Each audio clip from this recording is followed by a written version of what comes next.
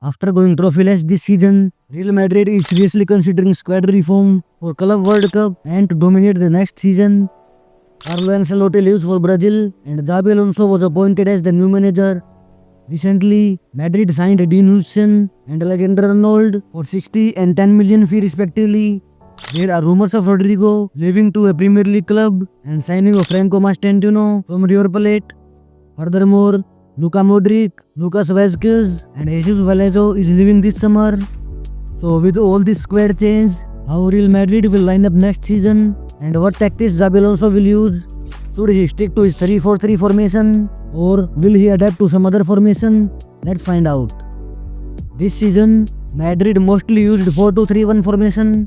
But first, we will review Xabi Alonso's 3-4-3 formation and how Madrid players can fit in this formation. In 3-4-3 formation, back three should be ball-playing centre backs who can pass the ball to forwards by breaking the opponent pressing.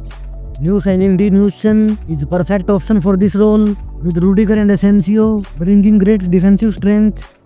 Into holding mid, Valverde and Camavinga may start, with Fran Garcia and Alexander Arnold playing as wing backs. Now, Bellingham and Vinny Jr. will play as the first 9 and Mbappe will be the center forward. This lineup seems to be perfect on paper, but on the pitch, it may have serious issues.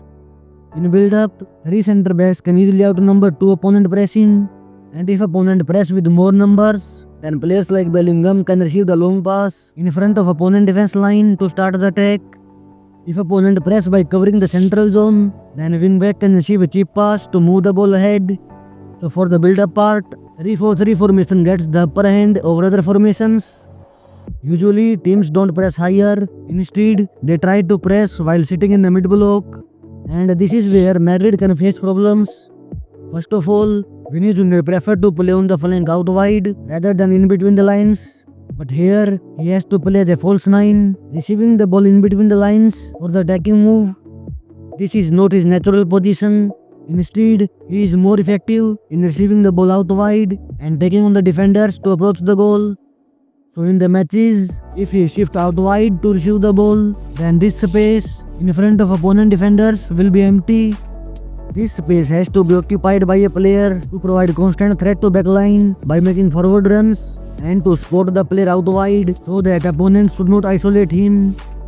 To fill this space, there is only one option. One midfielder should move ahead, leaving holding midfielder role. But this can make situation worse because to rotate the possession properly, minimum 2 players are needed in the center. If there is only one player for this job, it makes it very difficult to move the ball around. And due to less passing option available, opponent can easily surround him to stop the ball progression. To overcome this, one player should invert in midfield, but who will do it?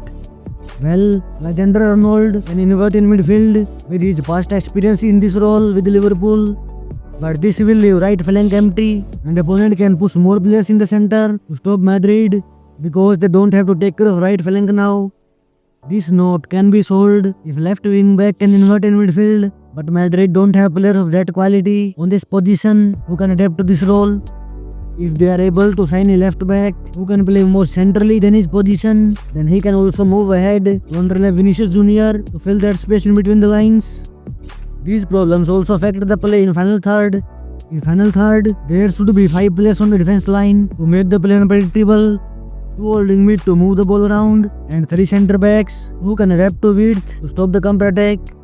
On the right flank, Alexander Arnold offered great attacking choice, but left flank is still in doubt due to Vinny Jr.'s lack of number 10 profile. There is one alternative to his position. Vinny Jr. can start on left wing back position and Arda Güler or Rodrigo can join Bellingham in false 9 position. Both can play in between the lines and offer great attacking threat. This clear all the doubts. Now Vinny Jr. can play on the left, receiving the ball out wide and can take on the defender to beat them. Arda Güler being left-footed can be the best choice for second false 9, and Alexander Arnold offering width on the flank to deliver ball into the box and really push opponent on the back foot. But there is a drawback for this approach also, as both Alexander Arnold and Vinny Jr. are attack-minded players. They are poor in defending and using them as wing backs. Opponents can counter-attack through wing areas and especially in own third due to their less defensive awareness. Team can suffer in defending. and all the defending load will be on centre backs, which can cost the team in crucial moments. Reviewing all these problems with 3-4-3 formation, Xabi Alonso can shift to 4-2-3-1 formation. In 4-2-3-1 formation, Vinicius Junior can play on his desired left wing position, and Bellingham will be the number 10, playing in between the lines.